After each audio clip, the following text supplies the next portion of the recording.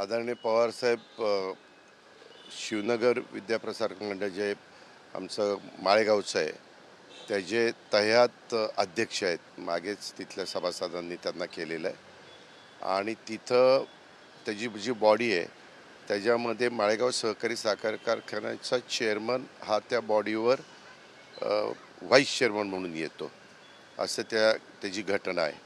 त्याच्यामुळं ती इलेक्शन झाल्यानंतर त्याबद्दलची जी मीटिंग होती त्या मीटिंगच्या करता मी आलेलो होतो आणि ती मीटिंग झाली. ते विश्वस्त मंडळ नेमायचा असतो, तो अधिकार अध्यक्षांनाच असतो.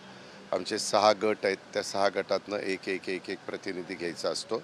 आता आपल्याला सगळ्यांना माहिती आहे की वार्षिक सर्वसाधारण सभा सगळ्या चाललेल्या आहेत. ती वार्षिक सर्वसाधारण सभेची पण तारीख ठरवायची होती, वेळ ठरवायची होती, दिवस ठरवायचा होतो आणि बाकीच्या एकंदरीत ज्या काय ॲडमिशन झाल्यात, किती ॲडमिशन झाल्या, काय झाल्या ह्याबद्दलची ती मीटिंग होती. मीटिंग पार पडली. त्याच्या संदर्भात जे कोणी सचिव आहेत ते पण आलेले होते, चीफ अकाउंटंट आले होते. अशा पद्धतीनं ती मीटिंग झाली.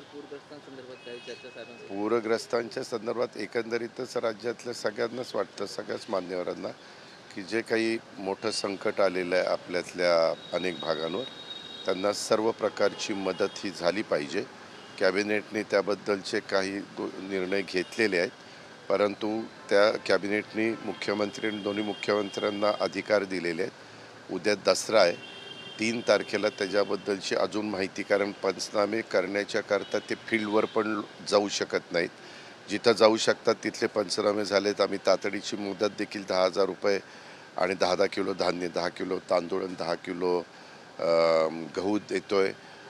शिवाय अनेक भागातनं आव्हान केल्यामुळं अनेक मोठ्या प्रमाणावर नेहमीच अशा प्रकारचं महाराष्ट्रावर संकट आल्यानंतर आपले महाराष्ट्रातली जनता त्याच्यामध्ये मदत करत असतात.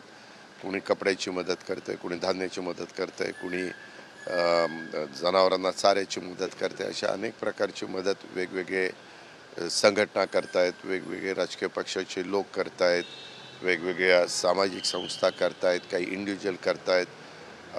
इथं पण राज्यातले काही कामगार संघटना पण मला भेटल्या. आम्हाला पण 1 दिवसाचा पगार त्यामध्ये द्यायचा आहे. अर्थात तो त्यांचा अधिकार आहे, आम्ही कोणाला कंपल्शन करू शकत नाही. परंतु अशा पद्धतीनं ती मदत मिळते आहे आणि आम्ही पण म्हणजे केंद्रामध्ये स्वतः पंतप्रधानांना जाऊन मुख्यमंत्री पण भेटलेले आहेत. उद्याच्या 5 तारखेला अमित शहासाहेब प्रवरानगरला आणि ह्याला आपल्या संजीवनीला कोपरगावला काही कार्यक्रमाच्या निमित्ताने येत आहेत. त्यांच्याही कानावर मागे तर घातलेलं आहे, पण पत्र दिलेलं आहे, पण पुन्हा त्यांच्याशी बाबा आता परत नंतर ते येऊन पाऊस आलेला होता त्याच्याबद्दल आम्ही बोलून त्यांच्याही कानावर हे सगळं घालणार आहे आणि आम्ही तिघंही त्याच्यामध्ये आहोत आणि त्या पद्धतीनं तेही मदत करतील असा आम्हाला विश्वास आहे. विरोधक म्हणजे ठाकरेंनी काल एक आरोप केलेला आहे की जेव्हा इलेक्शन असतो राज्य सरकार म्हणजे राज्यात इलेक्शन असतो तेव्हा केंद्र सरकार मदत करतो, महाराष्ट्रामध्ये सध्या इलेक्शन मदत करत अजिबात नाही. हे दादांत खोटं आहे. आत्तामध्ये तुम्ही बघितलं असेल हिमाचल प्रदेश आणि पंजाबला अशाच प्रकारचं संकट आलं, तिथं कुठं निवडणूक होती, तिथं त्या पद्धतीनं होते. त्याच्यामुळं तसं काही नाही. विरोधकांनी कृपा करून ह्याच्यात राजकारण करू नये, कुणीच राजकारण करू नये, आम्ही पण करू नये, इतरांनी पण करू नये. आपल्या अडचणीतल्या बळीराजाला, आपल्या अडचणीतल्या मायमाऊलीला, आपल्या भगिनीला, आपल्या मुलीला, आपल्या बांधवांना ह्याच्यातनं कसं आपल्याला आधार देऊन पुढं उभं करता येईल ह्याबद्दलचा प्रयत्न करणं ह्याला सगळ्यांनी प्राधान्य द्यावं.